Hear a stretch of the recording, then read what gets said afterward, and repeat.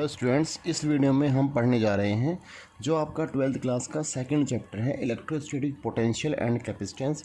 उसके हम इसमें एनसीईआरटी के जो एक्सरसाइज क्वेश्चंस है वो करेंगे, जिसमें कि जो मोस्ट इम्पोर्टेंट क्वेश्चंस है, क्योंकि कुछ क्वेश्चन ऐसे होते हैं कि जिसमें कोई मतलब नहीं बनता कि पेपर में आएंगे भी या फिर कंसेप्ट वाइज कोई क्वेश्चन होता है, वो सब हम इसमें डिस्कस करेंगे। लेकिन जो बेकार के क्वेश्चन है वो छोड़ देंगे, ठीक है।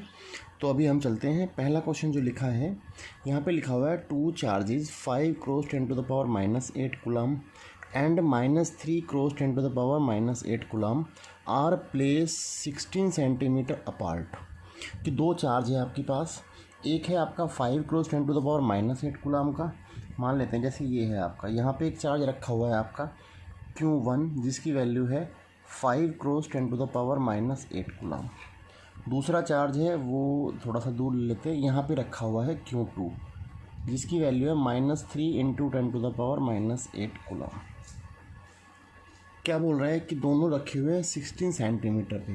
तो ये कूलम में है, ये एसआई यूनिट है, और ये आपका सेंटीमीटर जो है एसआई यूनिट नहीं है, तो इसे कन्वर्ट कर लेते हैं हम मीटर में। सो मीटर में बेटा कितना हो जाएगा, ये 0.16 मीटर। दोनों के बीच की सेपरेशन कितनी होगी, 0.16 मीटर।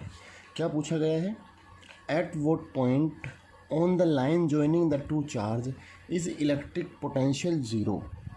कि इस लाइन जो ये दोनों चार्ज को लाइन जोड़ रही है, इस लाइन पर इलेक्ट्रिक पोटेंशियल ज़ीरो कहाँ पे होगा।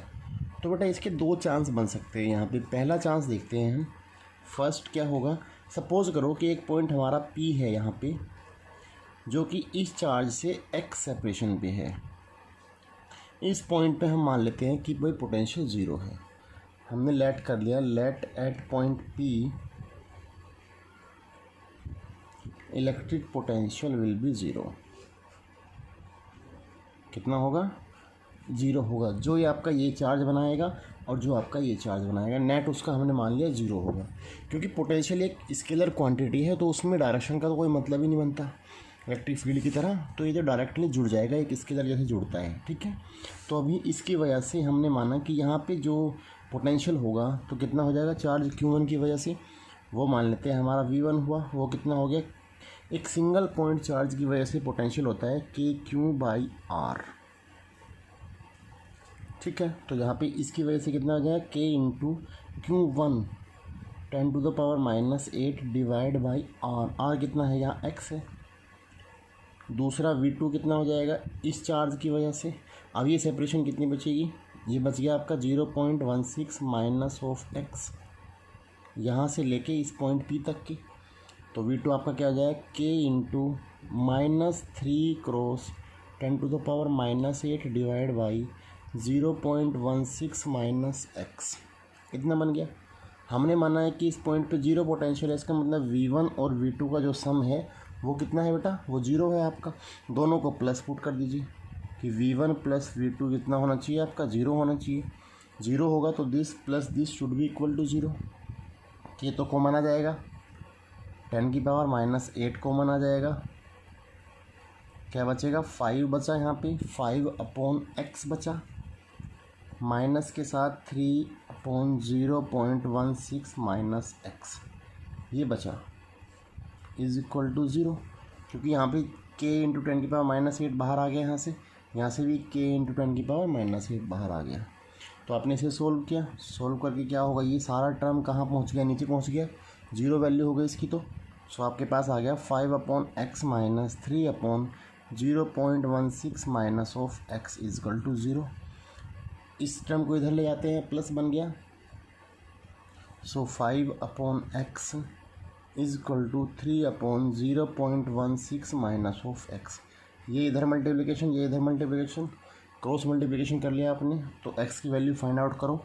सो बेटा x की वैल्यू आपके पास आ गई, ये कितनी, 10 सेंटीमीटर या 0.10 मीटर।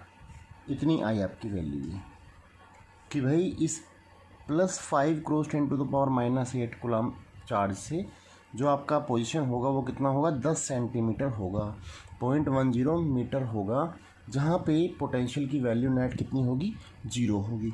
दूसरी पोजीशन ये हो सकती है कि भाई वो जो पॉइंट है आपका, क्योंकि देखो यहाँ माइनस है यहाँ प्लस है, तो इसकी वजह से प्लस बनेगा, इसकी वजह से माइनस बनेगा, तो हो सकता है नेट जीरो हो जाए। अब हमने मान लिया कि जो अगला पॉइंट है, जो आपका ये चार्ज था, यहाँ पे आपका Q1 था 5 क्रॉस 10⁻⁻8 कूलम, ये आपका Q2 था जिसकी वैल्यू थी -3 क्रॉस 10⁻⁻8 कूलम। दोनों आपके 0.16 मीटर सेपरेशन पे थे। हमने माना कि भाई इसी लाइन पे जो ये चार्ज के सेंटर को जोड़ रही है, इस लाइन पे कहीं आगे एक पॉइंट है जिसको हमने P मान लिया, कि जो कहाँ से कितनी दूर है, ये पूरा का पूरा ही यहाँ से x है यहाँ तक का। सपोज दैट अपनी तरफ से कर लेते हैं कि भाई ये पूरा सेपरेशन कितनी है बेटा आपकी, ये x है। सो इसकी वजह से इस पे पोटेंशियल कितना बनेगा, वही सेम V1 + V2 आपका ज़ीरो होना चाहिए। इसकी वजह से जितना बनेगा प्लस इसकी वजह से जितना बनेगा, नेट जीरो आना चाहिए आपका। सो इसकी वजह से कितना बना यहाँ पे, Q वही 5 क्रॉस 10⁻⁻8 डिवाइड बाई सेम आ जाएगा x आपका, माइनस के साथ 3 क्रॉस 10⁻⁻8 इंटू K तो आएगा ही, डिवाइड बाई R कितना आएगा, यहाँ से लेके यहाँ तक की सेपरेशन, और ये कितनी है, यदि ये आपकी 0.16 है तो ये कितनी बन जाएगी, पूरे में से इतनी माइनस कर दो, x में से आपने 0.16 माइनस कर दिया, इज इक्वल टू 0 होना चाहिए आपका। यहाँ पे भी आप सेम करेंगे, k आपका कॉमन आ गया इंटू 10⁻⁻8 कॉमन आया। सो आपके पास टर्म बचा 5/x - 3/x - 0.16। ये टर्म तो 0 हो जाएगा नीचे आके। सो आपके पास क्या बचेगा, 5/x is equal to 3/x - 0.16। ये बोर्ड के पॉइंट ऑफ व्यू से इम्पोर्टेंट क्वेश्चन है, इसलिए मैं इसे फुल्ली सॉल्व कर रहा हूँ। अदरवाइज जो क्वेश्चंस होंगे डायरेक्ट फॉर्मूला वाइज, तो उन्हें ज़्यादा सॉल्व नहीं करेंगे, केवल कंसेप्ट बता के छोड़ दिया जाएगा। ओके, उसे आप घर पे खुद ट्राई करना वीडियो को देख के। जिसने चैनल को अभी सब्सक्राइब ना किया हो, चैनल को सब्सक्राइब कर दीजिए और बेल आइकन का बटन ज़रूर दबा दीजिए, जिससे कि आपको नोटिफिकेशन वीडियो की मिलती रहे। चलिए शुरू करते हैं, दोबारा से अपने टॉपिक पे आते हैं बैक। तो आपने फिर क्रॉस मल्टीप्लिकेशन कर दिया, तो यहाँ से आपने जो x की वैल्यू आई, x की वैल्यू मान लेते हैं कि जो हमारा फाइनली सॉल्व करने के बाद आती है वो आएगी बेटा 0.40 मीटर या 40 सेंटीमीटर आएगी आपकी। सो इस क्वेश्चन में क्या पूछा था कि भाई किसी एक पॉइंट पे जहाँ इलेक्ट्रिक पोटेंशियल ज़ीरो होगा वो पॉइंट कौन सा है। सो इस पे दो पॉइंट है बेटा आपके, कि एक 10 सेंटीमीटर इसका आंसर है कि 10 सेंटीमीटर पे हो सकता है पोटेंशियल ज़ीरो हो, या फिर 40 सेंटीमीटर पे पोटेंशियल ज़ीरो हो। अब चलते हैं दूसरे क्वेश्चन के ऊपर। दूसरा क्वेश्चन क्या बोलता है, यहाँ पे लिखा है कि a regular hexagon of side 10 centimetre has a charge of 5 microcoulomb eight each of its vertices. आपके पास एक 6 साइड वाला हेक्सागन है, ये बना लेते हैं थोड़ा सा इस तरह से, ये वाला है मान लो इस तरह से। बोला गया है कि हर इसके वर्टिक्स पे, इसके कोनों पे चार्ज कितना है, 5 माइक्रोकूलम है, plus 5 microcoulomb, 5 microcoulomb, 5 microcoulomb and 5 micro, और यहाँ पे मैंने लिख दिया 5 माइक्रो। लिखा है कि 10 सेंटीमीटर इसकी साइड है, ये वाली साइड कितनी है, 10 सेंटीमीटर है। ठीक है, पूछा गया है calculate the potential at the centre of hexagon. ये जो सेंटर है इसका,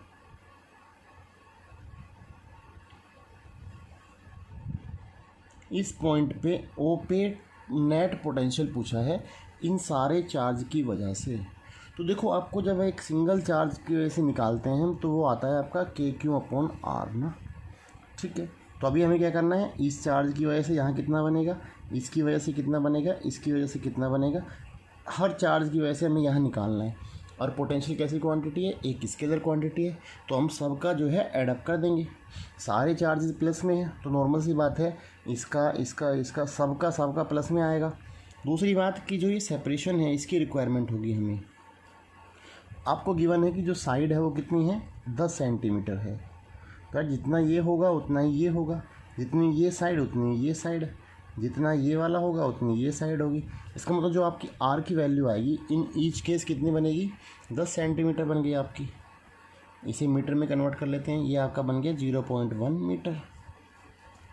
आर आपको गिवन हो गया। अब इसकी सिंगल की वजह से पोटेंशियल कितना बनेगा, के क्यू अपॉन आर, इसकी वजह से के क्यू अपॉन आर, तो टोटल पोटेंशियल बेटा कितना हो जाएगा आपका, टोटल पोटेंशियल एट सेंटर ये आपका हो जाएगा 6 इंटू के क्यू अपॉन आर, क्योंकि आपका चार्ज भी सेम है और ये सेपरेशन भी हर जगह सेम है, इसलिए क्या कर दिया 6 टाइम्स हो गया। तो 6 इंटू के की वैल्यू आपको पता है 9 क्रॉस 10 टू द पावर -9 होता है, +9 होता है, इंटू क्यू की वैल्यू आपके पास कितनी है, चार्ज आपको गिवन है 5 cross 10 to the power -6 coulomb, divide by R की वैल्यू आपको पता है 0.10। तो इसे आप सॉल्व करो, इसका आंसर आपको मिल जाएगा। इसका आंसर आएगा 2.7 into 10 to the power 6 volt. इतना पोटेंशियल आपका आएगा टोटल इन पूरे 6 के 6 चार्ज की वजह से। ओके बेटा, अभी चलते हैं अगले क्वेश्चन पे। 2.4 क्वेश्चन क्या बोलता है कि एक स्फेरिकल कंडक्टर है जिसकी रेडियस आपकी क्या है 12 सेंटीमीटर है, जिसके ऊपर चार्ज है 1.6 into 10 to the power -7 coulomb. एक स्फेरिकल बॉडी है आपके पास, ये लिखा है कि इसका जो रेडियस है वो कितना है 12 सेंटीमीटर है, और इस पूरे पे जो चार्ज फैला हुआ है वो चार्ज है बेटा 1.6 10 टू द पावर -7 कूलम। जो थर्ड क्वेश्चन है वो थ्योरेटिकल क्वेश्चन है, उसमें कोई ज़्यादा सोचने वाली बात नहीं। जो ये चार्ज है आपका वो इस पे पूरे पे सरफेस पे फैला गया है। पूछा गया है कि what is the electric field inside the sphere, and इस अंदर इसमें कितना इलेक्ट्रिक फील्ड होगा। दूसरी चीज़ जस्ट आउटसाइड बाहर की तरफ या फिर ऑन द सरफेस कितना होगा, and at a point 18 centimetre from the centre. तो यहाँ से एक पॉइंट यहाँ है जो कि कितनी दूर है 18 सेंटीमीटर दूर है, एक पॉइंट P है, तो इस पॉइंट पे कितना इलेक्ट्रिक फील्ड होगा ये हमें फाइंड आउट करना है। तो देखिए पहला केस देखते हैं। आपको पता है कि ये क्या है, कंडक्टर है, और कंडक्टर के अंदर इलेक्ट्रिक फील्ड कितना होता है 0 होता है। सो पहली बात तो ये कि जो electric field inside the conductor हो गया वो क्या हो गया 0 हो गया आपका। एट ईच पॉइंट ई की वैल्यू कितनी होगी इनसाइड में 0 होगी, पहली बात तो ये हो गई। दूसरा क्या पूछा है जस्ट आउटसाइड। जस्ट आउटसाइड का मतलब है यू कैन सी कि ऑन द सरफेस, कि जिस पे जो पॉइंट है आपका वो जस्ट इसके सरफेस पे पड़ रहा हो। तो सरफेस पे इलेक्ट्रिक फील्ड की वैल्यू कितनी होती है मैक्सिमम होती है, जिसकी वैल्यू होती है के क्यू बाई आर स्क्वायर होती है। सो आप यहाँ पे इसकी वैल्यू पुटअप करेंगे तो के की वैल्यू आपको पता ही है 9 क्रॉस 10 टू द पावर 9 होती है। क्यों आपको गिवन है 1.6 into 10 to the power -7 divide by R आपका 12 सेंटीमीटर। इसे आप कन्वर्ट कर लेते हैं मीटर में, तो 0.12 का स्क्वायर। इसे आप सॉल्व करेंगे तो आपको आंसर मिल जाएगा। तीसरा पॉइंट क्या बोलता है, ये क्वेश्चन भी एक बार आया है एग्ज़ाम में, लेकिन बहुत पहले आया है, 2009 के आसपास आया है क्वेश्चन, ठीक है। At a point 18 centimetre from the centre. तो अब इस बार कितना हो गया हमारा आर, इस बार हमारा आर 18 सेंटीमीटर हो गया। तो बस सिंपली आप आर की वैल्यू चेंज कर दीजिए, K into Q by R square. R कितना आ जाएगा इस बार 18 आ जाएगा, तो 18 आपका हो जाएगा 0.18 का स्क्वायर। के आपका सेम है, क्यू आपका सेम है, वैल्यू पुटअप करो और आंसर आपको मिल जाएगा, ठीक है बेटा। अभी अगले क्वेश्चन पे चलते हैं। अगला क्वेश्चन क्या बोलता है, जो 7th क्वेश्चन है वो बिल्कुल सेम 6th क्वेश्चन की तरह है।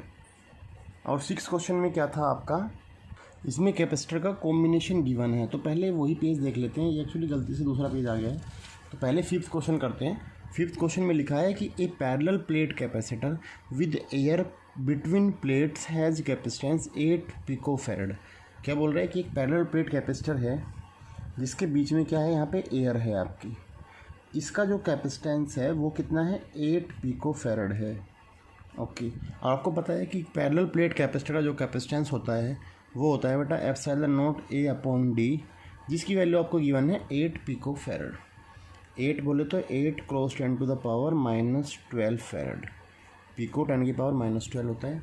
आगे क्या पूछा है क्वेश्चन में, what will be the capacitance, capacitance कितना होगा if distance between plates is reduce by half. जो ये सेपरेशन थी वो कितनी होगी, सपोज करो यहाँ पे डी थी, इस बार कितना हो गया, ये आपका d/2 हो गया है। And space between them is filled with A dielectric constant. और जो ये हिस्सा है बीच वाला, इसको जो है डाइलेक्ट्रिक से फुलफिल कर दिया, जिसकी वैल्यू कितनी है 6 है। आपको पता है कि जो कैपेसिटेंस आता है डाइलेक्ट्रिक पुटअप करने के बाद वो क्या होता है, के टाइम्स हो जाता है इनिशियल का। आपका इनिशियल कितना था, epsilon naught A upon D है, लेकिन यहाँ डी की वैल्यू कितनी होगी बेटा, 2 हो गई, d/2। सो 2 ऊपर घूम के चला जाएगा, तो ये कितना हो गया, 2 इंटू के epsilon naught A upon D, ये आपका बन गया। अब आप वैल्यू पुटअप कर दीजिए सीधा, 2 इंटू के की वैल्यू आपको गिवन है 6 है, epsilon naught A upon D, और epsilon naught A upon D क्या है, इनिशियल कैपेसिटेंस था आपका जिसकी वैल्यू आपको गिवन है 8 क्रॉस 10⁻⁻12। सो ये कितना बन गया, 12 क्रॉस 8 क्रॉस 10⁻⁻12 फेरेड। सो आपका सोल्व कर लीजिए, 12 8 96, तो ये आ गया 96 पिको फेरेड। सो जब आप सेपरेशन हाफ कर देंगे और डाइलेक्ट्रिक कांस्टेंट के की वैल्यू, कोई डाइलेक्ट्रिक डालेंगे जिसकी वैल्यू कितनी है, 6 है, तो जो आपका कैपेसिटेंस है वो कितना आएगा, 96 पिको फेरेड आएगा। ये 5th क्वेश्चन था। 6th क्वेश्चन क्या बोलता है कि 3 capacitor each of capacitance 9 pico farad are connected in series. तीनों कैसे लगे हैं, सीरीज में लगे हैं, 1 2 3, तीनों की वैल्यू आपको गिवन है 9 9 एंड 9 है। तो सीरीज में तो आपको पता ही है डायरेक्टली फॉर्मूला क्या होता है, 1/c के हिसाब से निकालते हैं, C1 plus C2 plus 1/c3। सो आपका ये क्या आ जाएगा, 1/9 1/9 1/9, तो ये आ गया 3/9, 1/c, ये कैंसिल आउट हुआ, 1/3, तो c की वैल्यू बेटा आपके पास आ गई कितनी, 3। सो जो इसका नेट कैपेसिटेंस है, total capacitance of this combination कितना हो गया, 3 हो गया। आगे पूछा है पोटेंशियल डिफरेंस बताना है across each capacitor when combination is connected to 120 volt. इसमें यहाँ को पे आपको बैटरी भी गिवन हो गई है कि जो आपकी वोल्टेज है बैटरी की वो कितनी है, आपको 120 वोल्ट है। यदि इसी कॉम्बिनेशन को हम एक बैटरी से जोड़ दें जिसका वोल्टेज 120 वोल्ट हो, तो हर कैपेसिटर पे कितना पोटेंशियल डिफरेंस होगा इसके और इसके बीच में, इस प्लेट के और इस प्लेट के बीच में, इस प्लेट के और इस प्लेट के बीच में कितना पोटेंशियल डिफरेंस होगा। तो आपको पता है पोटेंशियल डिफरेंस कैसे कैलकुलेट करते हैं। देखो तीनों सेम है और पोटेंशियल सीरीज में कैसे हो जाता है, बढ़ जाता है, क्योंकि पैरेलल में सेम रहता है। तो 3 भागों में बांट दीजिए इसको जनरली, यहाँ भी 40, यहाँ भी 40, यहाँ भी 40। सोल्व करना चाहो सोल्व कर सकते हैं, क्योंकि आपको पता है कि जो पोटेंशियल होता है आपको पोटेंशियल डिफरेंस निकालना है। सो v इक्वल टू क्या होता है आपका, जो आपका डेल v है यहाँ पे वो आपको फाइंड आउट करना है। इसके बीच में मान लिया हमने डेल v है, यहाँ भी हमारा डेल v है, यहाँ भी हमारा डेल v है, या यू कैन से कि यहाँ v1 है, या v2 है, या v3 है। तीनों का कॉम्बिनेशन कितना है आपका, टोटल जो आपका 3 टाइम्स डेल v है वो 120 है। सो डेल v आपका कितना आ जाएगा, 40 आ जाएगा, क्योंकि आपका कैपेसिटेंस की वैल्यू चेंज नहीं है। कैपेसिटेंस चेंज होता तो फिर आपको चार्ज फाइंड आउट करना होता कि भाई हर किसी पे चार्ज कितना गया, इस हिसाब से पोटेंशियल की वैल्यू चेंज आती है आपकी ना। ठीक है, अभी चलते हैं हम नेक्स्ट क्वेश्चन पे, जो हमारा पेज पहले आ गया था। 7th question same as 6th, बिल्कुल सेम क्वेश्चन है 7th वाला, केवल यहाँ पे हमारा सीरीज कॉम्बिनेशन था 6th में, इसमें क्या है आपका बेटा पैरेलल कॉम्बिनेशन है। 8th क्वेश्चन क्या बोलता है, in parallel plate capacitor with air between plates each plate has an area of this. जो आपका पैरेलल प्लेट कैपेसिटर था ये वाला, यहाँ पे जो आपको एरिया गिवन है, एरिया की वैल्यू है 6 cross 10⁻³ metre square and distance between plate is 3 mm। जो आपकी डी है वो आपको 3 mm है, तो यदि मीटर में कन्वर्ट करें सो इट बिकम्स 10⁻³ मीटर, क्योंकि 1 मिलीमीटर कितना होता है, 10⁻³ मीटर होता है। ठीक है, calculate capacitance of capacitor if capacitor is connected to 100 volt, what is the charge on each capacitor. So ये तो नॉर्मल क्वेश्चन है, सीधा आप फॉर्मूला अप्लाई कर दीजिए। सी आपका क्या होता है, epsilon naught A upon D होता है। एप्सिलॉन नॉट की वैल्यू डालो, ए की वैल्यू पुटअप करो, डी की वैल्यू पुटअप करो। एप्सिलॉन नॉट की वैल्यू कितनी होती है बेटा, इन सब चीज़ों को आप याद रखेंगे, क्योंकि आपका थोड़ा सा टाइम बचेगा बोर्ड में। आपको गिवन होती है ये वैल्यूज़, लेकिन फ़ायदा ये क्या है, आप पीछे देखेंगे फिर आप दोबारा से इसको देखेंगे, इससे बेटर है कि आप इन्हें याद ही कर लीजिए, थोड़ा टाइम बच जाता है। इसकी वैल्यू पुटअप की, ए की वैल्यू पुटअप की, डी की वैल्यू पुटअप की, सी आपके पास आ गया। और आगे पूछा है व्हाट इज़ द चार्ज, तो क्यों आपको पता है, क्यों इक्वल टू सी वी होता है। यदि आपका सी निकल गया तो जो आपका पोटेंशियल गिवन है वोल्टेज उसमें मल्टीप्लाई कर दीजिए, जो आपका सी यहाँ से आएगा इंटू 100 कर दीजिए इसमें, तो आपको जो है चार्ज मिल जाएगा कि भाई कितना चार्ज है प्लेट के ऊपर। ठीक है, अगले क्वेश्चन पे चलते हैं। नाइन्थ क्वेश्चन में क्या है, explain what would happen if in example 0.8। इस वाले क्वेश्चन में क्या हो जाए, ए 3 mm thick mica sheet of dielectric constant 6 were inserted. ये जो आपका कैपेसिटर था, इसके बीच में यहाँ पे एक डी जो स्मॉल थिकनेस 3 mm वाली ही, यहाँ पे कितना था 3 mm था। इसका मतलब आपने इसको पूरा फुलफिल कर दिया है। इस चीज़ को आप ध्यान रखेंगे कि आपका डी जो है वो टी के बराबर है क्या। जो आपकी डी थी, आपकी ये सेपरेशन बिटवीन प्लेट्स, वो क्या जो थिकनेस की शीट डाली है उसकी बराबर है क्या। यदि चेंज है तो फॉर्मूला अलग है, यदि सेम है तो फॉर्मूला सेम है। ठीक है, ये हम डिस्कस कर चुके हैं पहले ही। तो अभी क्या होगा कि यहाँ पे बोला गया है कि पूरे 3 mm में जितनी ये सेपरेशन थी बीच की, उसे फुलफ़िल कर दिया है एक डाइलेक्ट्रिक कांस्टेंट से जिसकी वैल्यू है 6। वर इंसर्टेड बिटवीन प्लेट्स वाइल, आपको बताना है while voltage supply remains connected. अच्छा, आपको क्या निकालना है इसमें कि क्या चेंज आएगा। यदि आपकी पहली बात की जो बैटरी लगा रखी थी आपने यहाँ, कितने वोल्ट की थी, वो 100 वोल्ट की बैटरी थी, वो जो बैटरी है कनेक्टेड है। दूसरी चीज़ कि सप्लाई आपने डिस्कनेक्ट कर दी है, तो क्या चेंज आएगा, ये आपको फाइंड आउट करना है बेटा। तो देखो, पहली बात हम पहले देख लेते हैं, पहला केस कि जब क्या है वो कनेक्टेड है, रिमेन्स कनेक्टेड। तो जब आपकी बैटरी कनेक्टेड रहती है तो क्या होता है भाई, देखो पोटेंशियल तो जितना था 100 वोल्ट वो कंटिन्यूसली सेम जा रहा है, पोटेंशियल पे तो फ़र्क पड़ नहीं रहा, लेकिन चार्ज में चेंज आ रहा है, चार्ज कंटिन्यूसली सप्लाई होता रहेगा। तो पहली बात तो क्या है कि V तो आपका सेम रहेगा, इसमें V सेम रहा। अच्छा, और क्या निकालना था हमें, कैपेसिटेंस फाइंड आउट करना है। तो कैपेसिटेंस आपको बताया कि भाई यदि डायरेक्टली डाला है आपने तो K टाइम्स हो जाता है इनिशियल का, जितना आपका ओरिजिनल वाला होगा। तो ओरिजिनल कैपेसिटेंस कितना आया था आपका, जो यहाँ आपने सोल्व किया था, जितनी इसकी वैल्यू आई होगी, यहाँ K आपका कितना है 6 है, तो जितनी वैल्यू पीछे इस क्वेश्चन में आई थी आंसर निकाला, यहाँ पुटअप करी तो आपका कैपेसिटेंस इतना हो जाएगा। और क्या है, चार्ज निकाल लेते हैं। चार्ज आपका क्या होता है, Q equal to C into V होता है।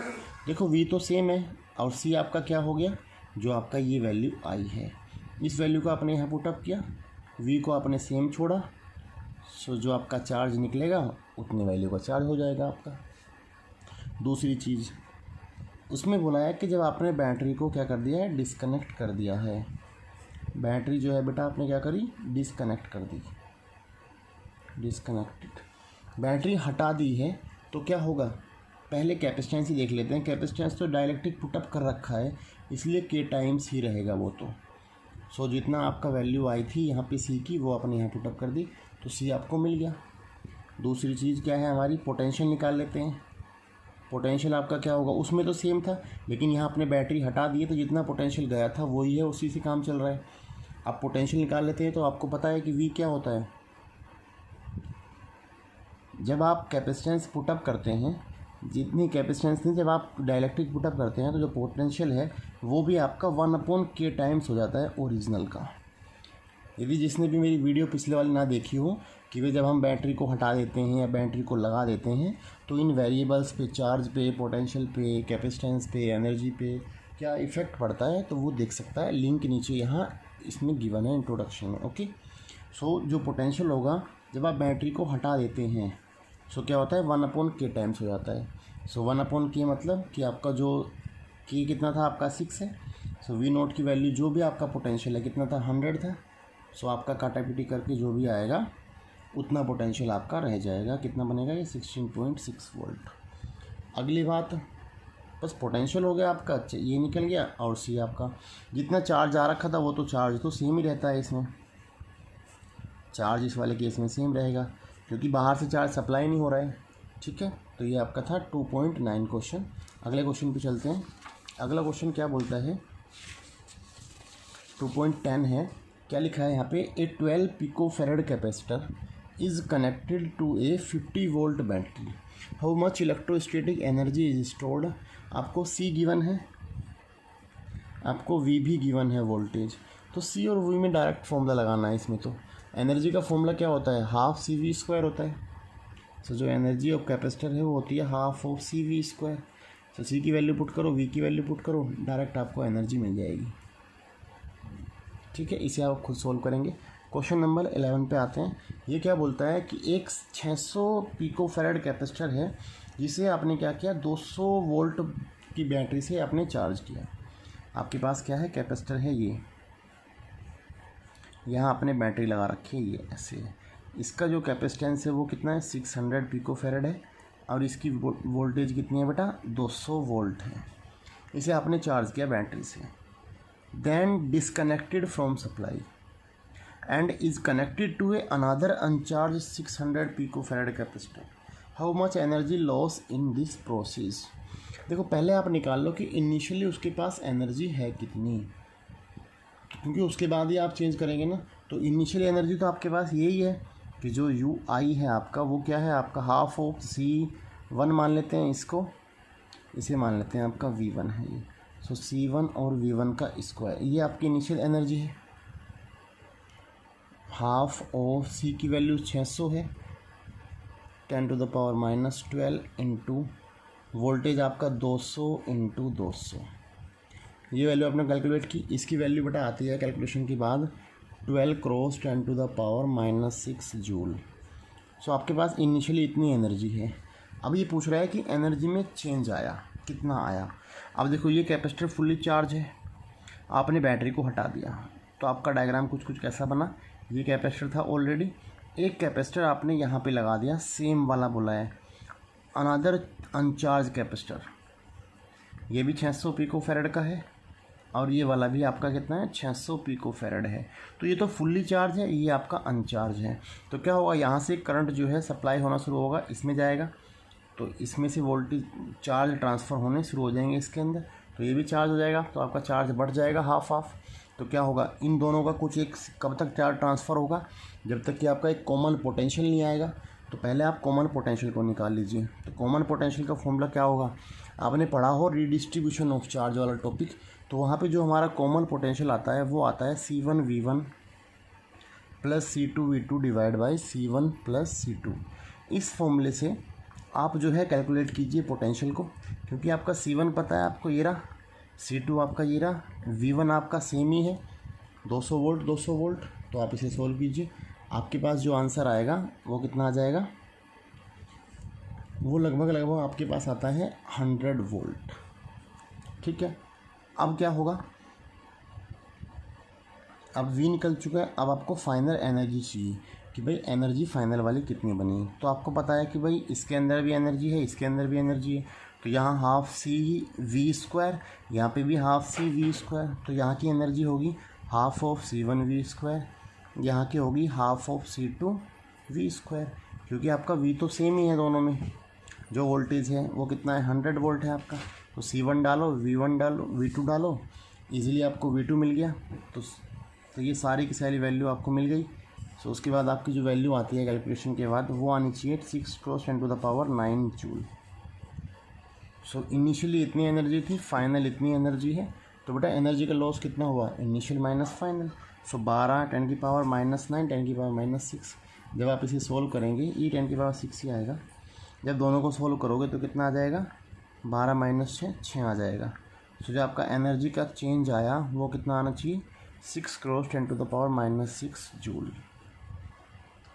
12th क्वेश्चन क्या बोलता है कि ए charge of 8 microcoulomb is located at origin. ये इंपॉर्टेंट क्वेश्चन है, आने का चांस है बोर्ड में। ऐसा ये क्वेश्चन इलेक्ट्रिक फील्ड वाले में था, डाइपोल से रिलेटेड। तो ये भी सेम क्वेश्चन है, कुछ उसी तरह का क्वेश्चन है। क्या बोल रहा है कि एक चार्ज है आपका 8 माइक्रोकूलम का, located at the origin. Calculate work done in taking a small charge of -2 cross 10⁻⁻9 coulomb from A point P। एक पॉइंट गिवन है आपको XYZ प्लेन में, टू ए पॉइंट क्यों XYZ via A point this. मतलब आपको यदि मैं इसे डायग्रामेटिकली समझाऊं तो ये कुछ ऐसा है आपका। ये मान लेते हैं आपका Y एक्सिस है, ये आपका Z एक्सिस है और ये वाला आपका X एक्सिस है।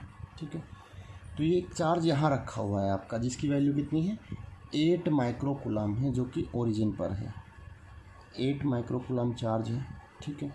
वर्क डन करना निकालना है आपको, एक स्मॉल चार्ज है -2 क्रॉस 10⁻⁻9 कूलम, कहाँ पे एक पॉइंट है 003, मतलब x भी 0 y भी 0 3 आपका मतलब यहाँ, तो ये वाला पॉइंट आपका हो गया 003। यहाँ पे एक चार्ज पड़ा है जिसकी वैल्यू है -2 क्रॉस 10⁻⁻9 कूलम। इस चार्ज को यहाँ से उठाना है और कहाँ लाना है, एक पॉइंट है आपका 040, मतलब y एक्सिस पे गिवन है, मान लेते हैं यहाँ है आपका पॉइंट 0 4 और 0, यहाँ से उसको यहाँ लाना है, लेकिन डायरेक्ट ऐसे नहीं लाना है, लाना कैसे है, वाया पॉइंट 069 y और z। y आपका 6, इसका मतलब इधर कहीं पड़ेगा 5 और 6, 9 आपका ऊपर पड़ेगा, तो यहाँ कहीं मान लेते हैं पॉइंट आपका 0 6 और 9, मतलब आपको यहाँ से पहले यहाँ जाना है, फिर आपको यहाँ से यहाँ लाना है। सो आपको इस काम में कितना वर्क डन करना पड़ा ये कैलकुलेट करना है। तो बेटा आपको पता है कि जो वर्क डन होता है वो केवल किस पे डिपेंड करता है, वो डिस्प्लेसमेंट पे ही डिपेंड करता है। तो आपको ज़रूरत ही नहीं है कि यहाँ से आप यहाँ निकालो फिर यहाँ से यहाँ निकालो, आप डायरेक्टली इसे यहाँ से यहीं ले आइए। निकालना तो आपको यहाँ से यहाँ और यहाँ से यहाँ था, आप डायरेक्टली यहाँ से यहाँ निकाल दीजिए। सो इस पॉइंट पे पोटेंशियल कितना होगा, वर्क निकालने के लिए आपको क्या चाहिएगा, V होता है वर्क अपॉन चार्ज। सो आपको वर्क चाहिए तो भाई पोटेंशियल इनटू क्यू चाहिएगा। तो आपको जो पोटेंशियल डिफरेंस निकालना है पहले तो, कि भाई इस पॉइंट की वजह से इस पॉइंट पे कितना पोटेंशियल है, इस पॉइंट की वजह से इस पॉइंट पे कितना पोटेंशियल है, इस चार्ज की वजह से। तो यहाँ पे जो पोटेंशियल बनेगा वो वैल्यू कितनी बनेगी भाई, सीधा आप फॉर्मूला लगाएंगे तो आपको वर्क आएगा V इंटू क्यू। और V क्या है आपका, V आपका ये डेल V है, यहाँ का पोटेंशियल मान लो V1 है, यहाँ का पोटेंशियल आपका V2 है। ये चार्ज जो है यहाँ कितना पोटेंशियल बना रहा है, ये चार्ज यहाँ कितना पोटेंशियल बना रहा है, सो ये आपका डेल V है।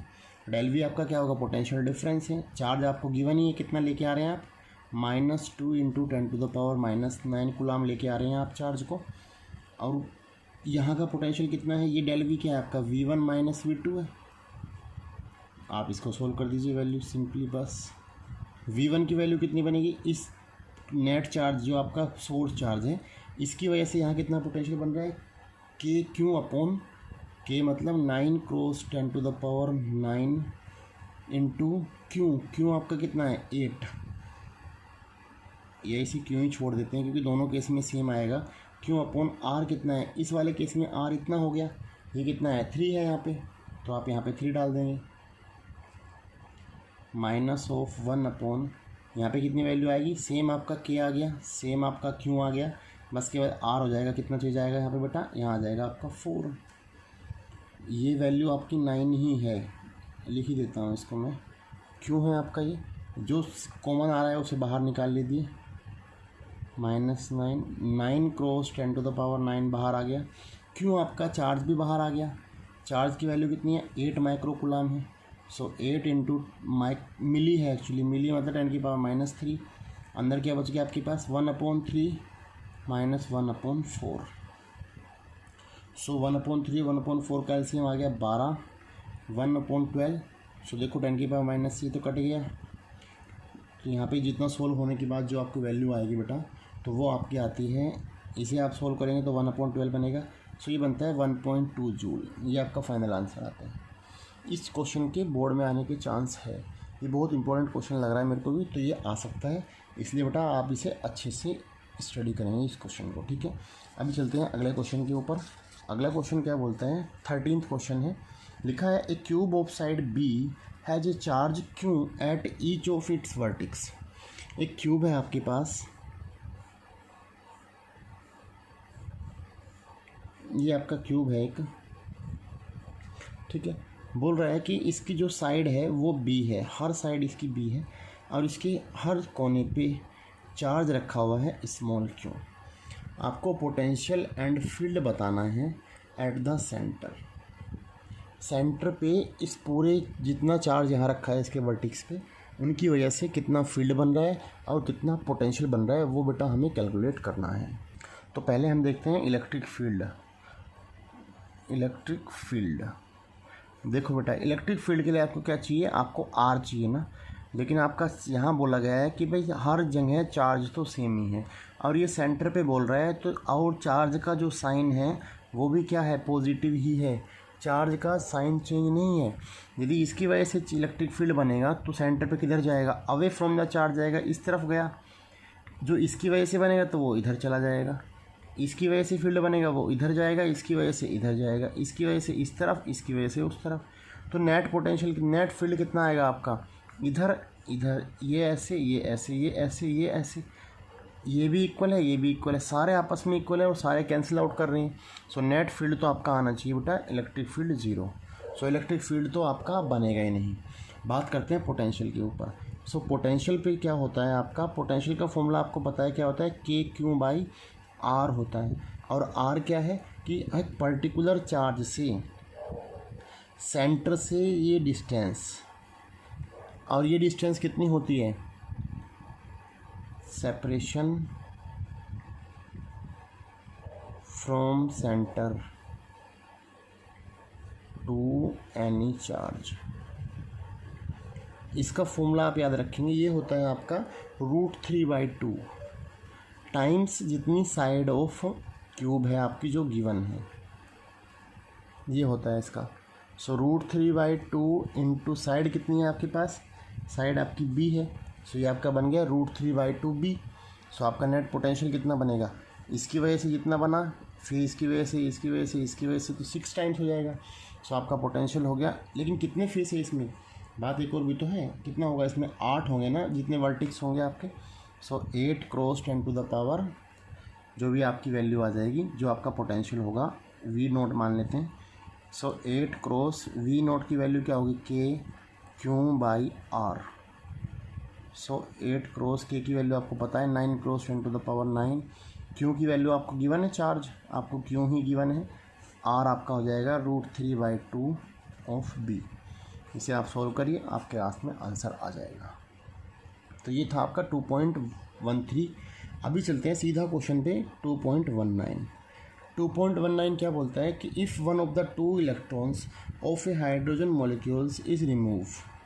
क्या किया, यहाँ से इलेक्ट्रॉन रिमूव कर दिया है, H2 में से ना 2 electron, we get a hydrogen ions. ठीक है, क्योंकि इलेक्ट्रॉन निकले हैं तो जनरल सी बात है कि उस पर पॉजिटिव चार्ज आ जाएगा। In ground state of H2+ ions 2 protons are separated by 1.5 electrons and electron is 1 angstrom. मतलब जो 2 प्रोटॉन थे आपके, दोनों के बीच में सेपरेशन कितनी है, 1.5 एंगस्ट्रॉम है, और इलेक्ट्रॉन्स से सेपरेशन है भाई हर प्रोटॉन की 1 angstrom. Determine the electric potential energy. ये बोल रहा है कि आपका 2 प्रोटॉन थे, जैसे मान लो ये आपका प्रोटॉन है, एक यहाँ, एक ये प्रोटॉन है, दोनों प्रोटॉन के बीच के सेपरेशन तो आपको पता है कि कितनी है बेटा, 1.5 एंगस्ट्रॉम है, और 1 एंगस्ट्रॉम की वैल्यू होती है 10⁻⁻10 मीटर। ये आपकी गिवन है। दूसरा बोल रहा है कि जो हर प्रोटॉन की इलेक्ट्रॉन से जो सेपरेशन है वो 1 एंगस्ट्रॉम है। मान लेते हैं यहाँ पे आपका इलेक्ट्रॉन है, तो ये जो साइड है, ये जो साइड है आपकी वो कितनी है, 1 एंगस्ट्रॉम है। तो आपको इस कॉम्बिनेशन की क्या बतानी है, इस सिस्टम की पोटेंशियल एनर्जी बतानी है। सो भाई पोटेंशियल एनर्जी बतानी है। प्रोटॉन पे चार्ज कितना होता है, +Q, यहाँ भी +Q, और यहाँ मान लेते हैं -Q, ले लेते हैं इसको, -Q है। सो पोटेंशियल एनर्जी क्या बनेगी, इसकी वजह से कितनी बन रही है, इसकी वजह से कितनी बन रही है, और फिर यहाँ पे इसे हमने माना 1, मान लो ये आपका Q1 Q2 Q3 नाम दे देते हैं ना, इसे मान लेते हैं Q1 आपका, ये आपका बेटा Q2, ये आपका Q3। सो Q1 Q3, Q1 Q2, Q1 Q3 और Q2 Q3। सो आपका जो पोटेंशियल एनर्जी आएगा, एनर्जी आपका हो जाएगा एनर्जी ड्यू टू 1/2, 1/3, 2 की 3 पे। सो जो आपका एनर्जी का फॉर्मूला होता है वो होता है simple, K Q1 Q2/R। So K Q1 into Q2 -Q into +Q divide by 1 angstrom. 1 को आप लिख देंगे 10⁻⁻⁻, 10 प्लस के 1 इंटू 3 है, 1 से 3 के बीच में, minus Q into Q divide by ये भी आपका 10 की पावर माइनस 10 प्लस के 2 और 3 के बीच की, ये कितना आ जाएगी Q into Q divide by 1.5 into 10 to the power minus 10। जो कॉमन आता है कॉमन ले लीजिए और इसे सोल्व कर दीजिए सीधा। सो यहाँ से के कॉमन आएगा, क्यू स्क्वायर बाहर आ जाएगा, 10 की पावर माइनस 10 बाहर आ जाएगा। तो यहाँ बचा बेटा -1, यहाँ बचा आपका, यहाँ भी माइनस बचेगा 1, यहाँ भी -1 ही बचा क्योंकि ये पूरा टर्म तो सेम ही है, प्लस यहाँ पे क्या बचेगा 1 डिवाइड बाई 1.5। इसे आप सोल्व कीजिए, वैल्यू डालिए क्योंकि इसकी, आपको आंसर मिल जाएगा। सो ये था आपका क्वेश्चन नंबर 2.19। अगला क्वेश्चन क्या बोलता है, अगला क्वेश्चन है 2.12। यहाँ पे लिखा है 2 charge conducting sphere of radius A and B are connected to each other by a wire. आपके पास 2 स्फेयर है, एक ये रहा आपका, एक ये रहा आपके पास ना। इसकी रेडियस है बेटा आपके पास ए गिवन है, इसकी रेडियस है आपकी बी। दोनों जो स्फेयर है वो एक कंडक्टिंग वायर से कनेक्ट हो रखी। ये आपकी वायर है। पूछ क्या रहा है, what is the ratio of electric field at surface of 2 sphere, electric field E1 और इलेक्ट्रिक फील्ड E2। आपको इन दोनों का रेशियो बताना है। तो भाई इलेक्ट्रिक फील्ड आपके लिए क्या चाहिएगा, आपको इलेक्ट्रिक फील्ड होता है आपका KQ/R, ये होता है, ठीक है, KQ/R होता है। तो भाई KQ/R नहीं, R² होता है।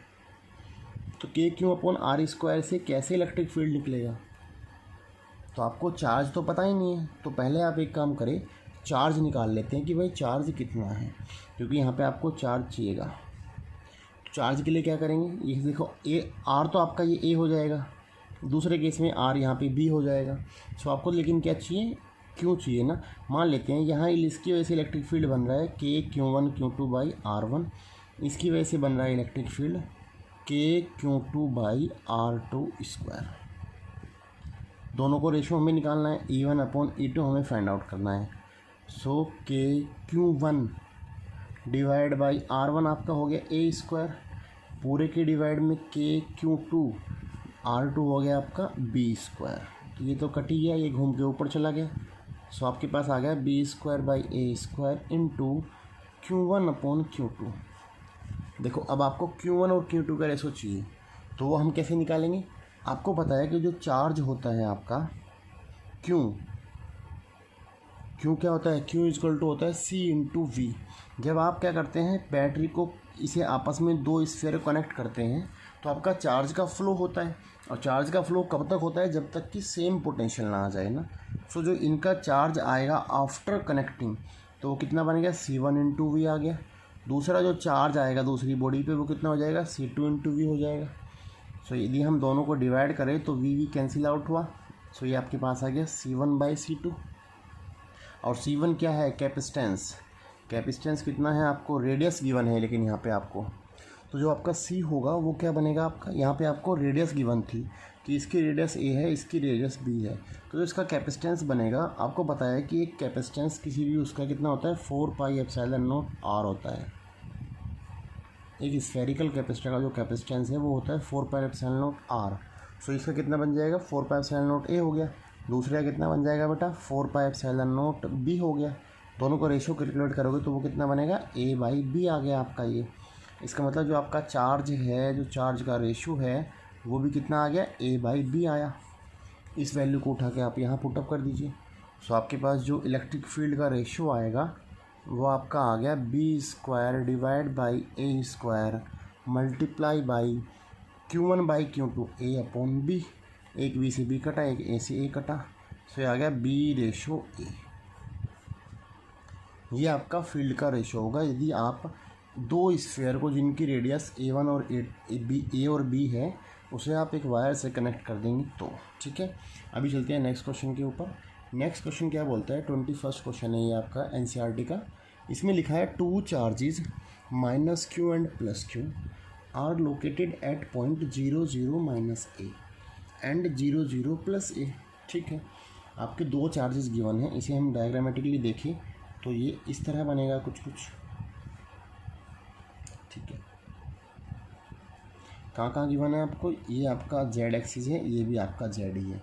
सो हमने ये आपका मान लिया जेड है आपका, ये आपका वाई, ये बटा आपका है एक्स। पूछा क्या है, पहले गिवन क्या है वो देख लेते हैं, इनको नोट डाउन कर लेते हैं कि जो माइनस क्यू चार्ज है वो है 0 0 माइनस ए पर।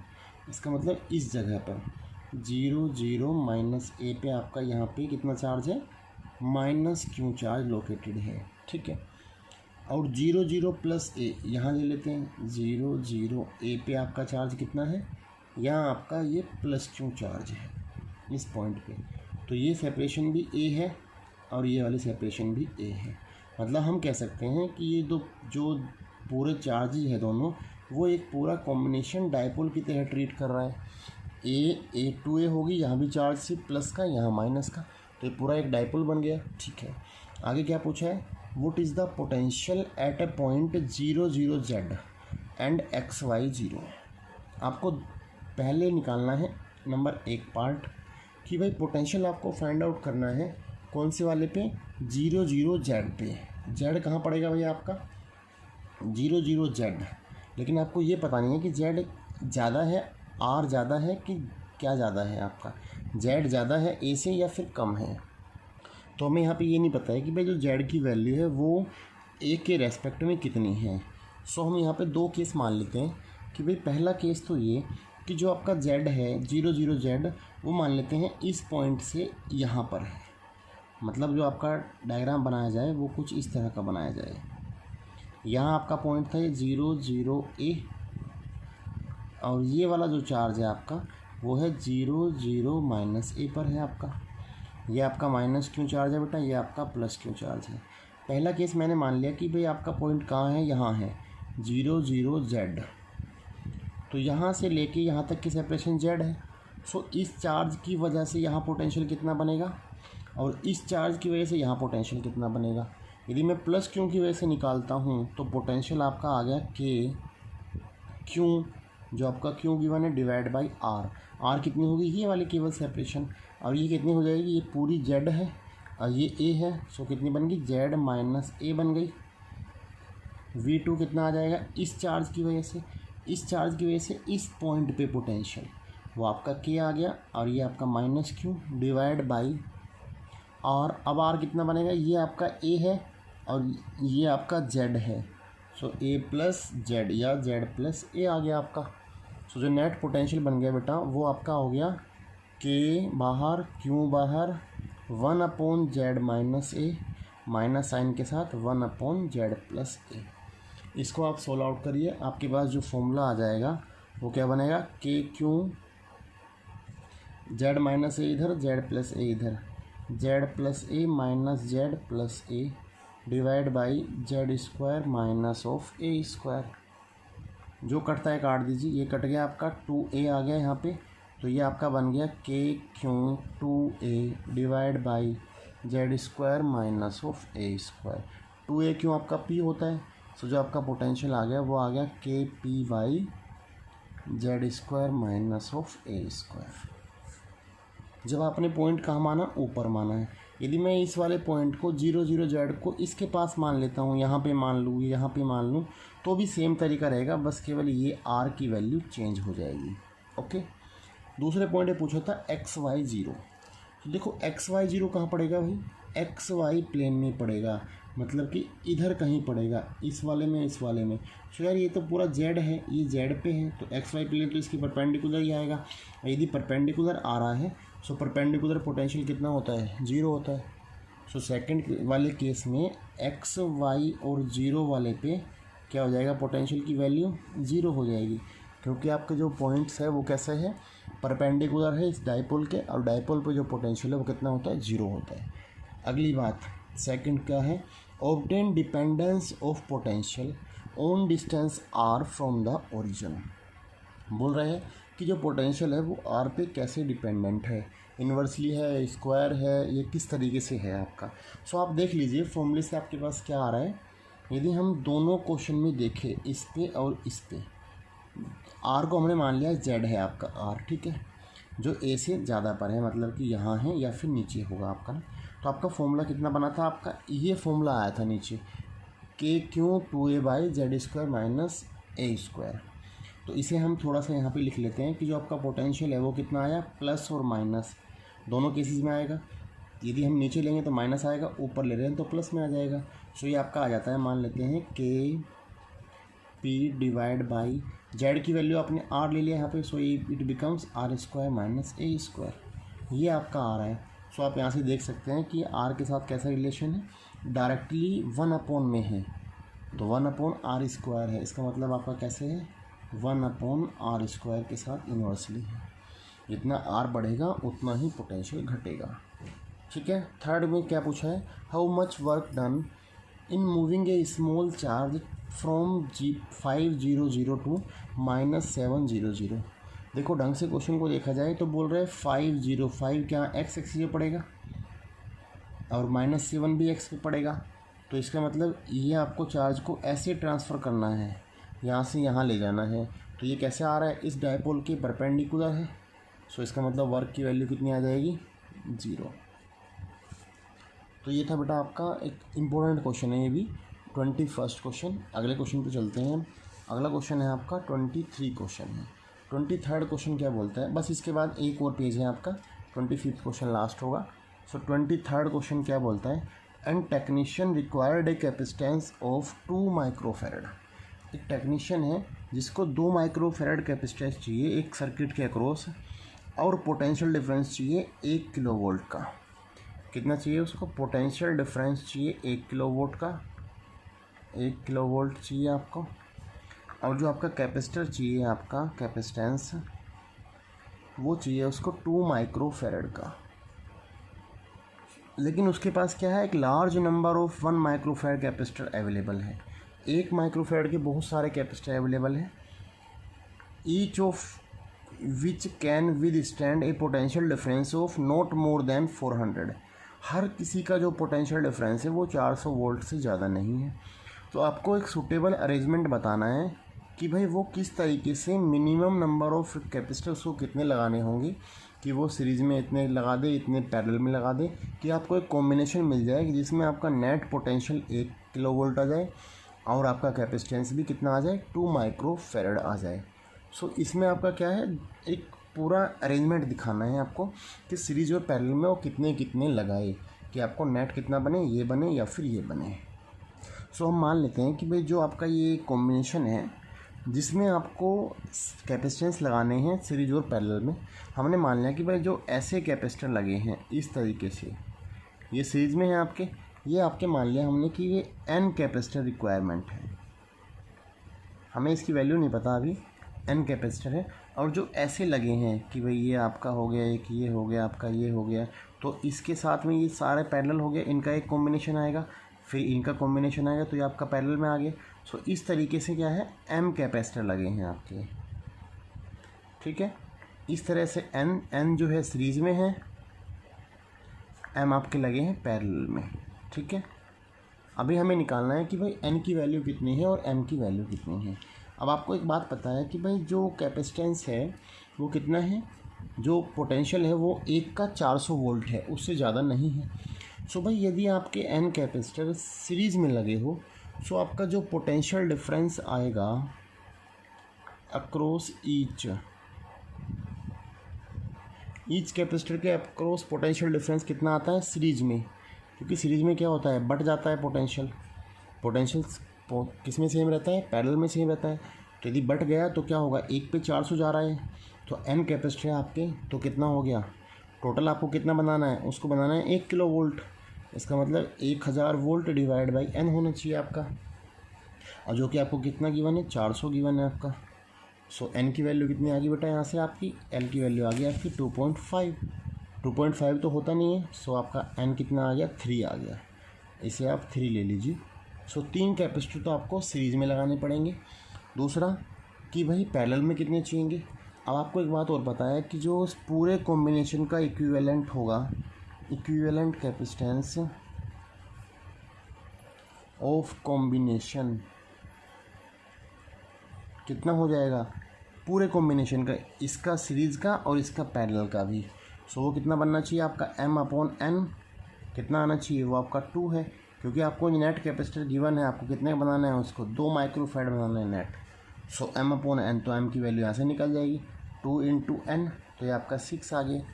इसका मतलब आपको 3 तो ऐसे लगाने हैं और 6 बार आपको ऐसे लगाना है। जो आपका कॉम्बिनेशन है वो कुछ इस तरह का दिखना चाहिए, 1 2 3, ये आ गया आपके। फिर आपको ऐसे ही आपको 1 2 3, एक रो बन गई इस तरीके से, फिर दूसरी 1 2 3 इस तरीके से, यहाँ चौथी, पांचवी और छठी। सो ये आपके ऐसे 6 आ जाएंगे। सो आपका जो रिजल्टेंट आएगा वो कितना आएगा, इस पूरे का कैपेसिटेंस 2 माइक्रोफैड आ जाएगा और उसका जो पोटेंशियल आएगा वो आपका 1 किलोवोल्ट आ जाएगा। ये भी इम्पोर्टेंट क्वेश्चन है, लेकिन ये बोर्ड के पॉइंट ऑफ व्यू से इम्पोर्टेंट नहीं है। इस तरह के क्वेश्चन नीट में आते हैं, ठीक है, नीट में आते हैं इस तरह के क्वेश्चन, तो आप इन्हें ज़रूर सोल्व करेंगे अपने हाथ से एक बार। अभी चलते हैं क्वेश्चन नंबर 25। क्वेश्चन नंबर 25 क्या बोलता है, what is the area of plate of 2 farad parallel plate capacitor given separation. तो ये तो आसानी क्वेश्चन है यार, सीधा कैपेसिटर आपको गिवन है। कैपेसिटर क्या होता है, ε0 A/d होता है किसी भी पैरेलल प्लेट कैपेसिटेंस का।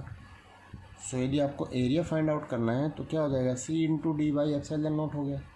ε0 की वैल्यू पता ही होती है 8.85 10⁻⁻12 होती है।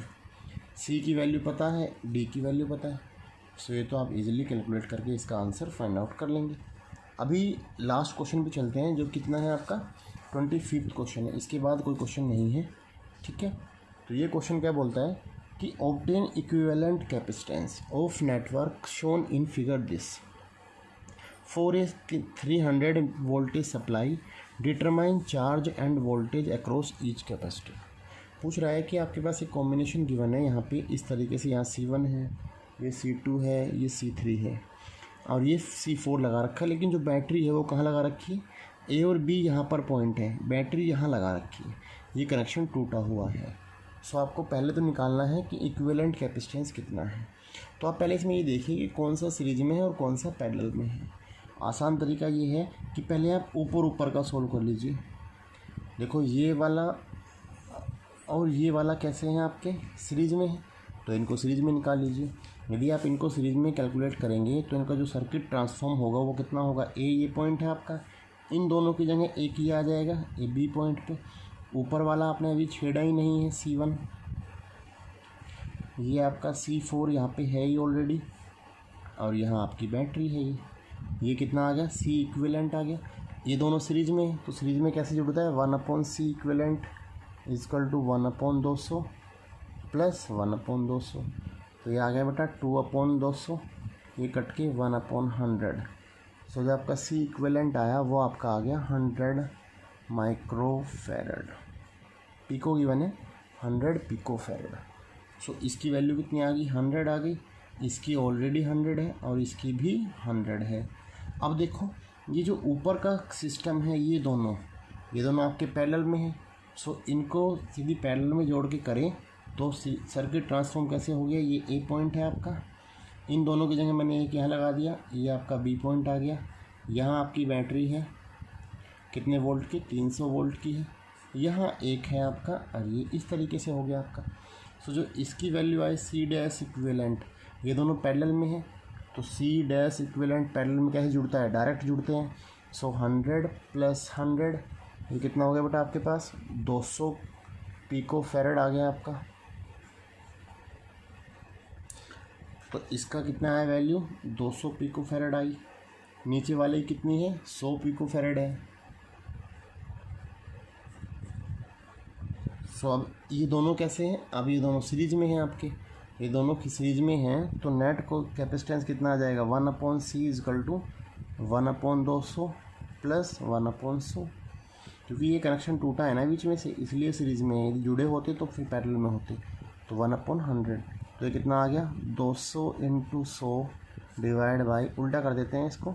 सो ये आप आ गया 100 + 200 300, जो कटता है काट देते हैं। तो ये आ गया बेटा आपका 200/3। तो आपका नेट कैपेसिटेंस आ गया 200/3। ठीक है, तो नेट कैपेसिटेंस की वैल्यू है आपकी 200/3। अब पूछा था determine charge and voltage across each capacitor. So ये मैंने आपको सिखा रखा है पहले से कि भाई जब भी आपको एक पर्टिकुलर पे चार्ज और वोल्टेज निकालना है तो आपको पीछे की तरफ फ्लो करना होता है। पहले आप यहाँ देखिए इसके ऊपर कितना फ्लो जा रहा है, फिर उस पर। सो इसे आप इजीली कैलकुलेट कीजिए, ये आपका होमवर्क है कि भाई हर इंडिविजुअली कैपेसिटेंस पे कितना चार्ज जाएगा और कितना कैपेसिटेंस होगा, कितना वोल्टेज सप्लाई होगा। चार्ज और वोल्टेज निकालना है आपको, हर कैपेसिटर पर कितना जाएगा।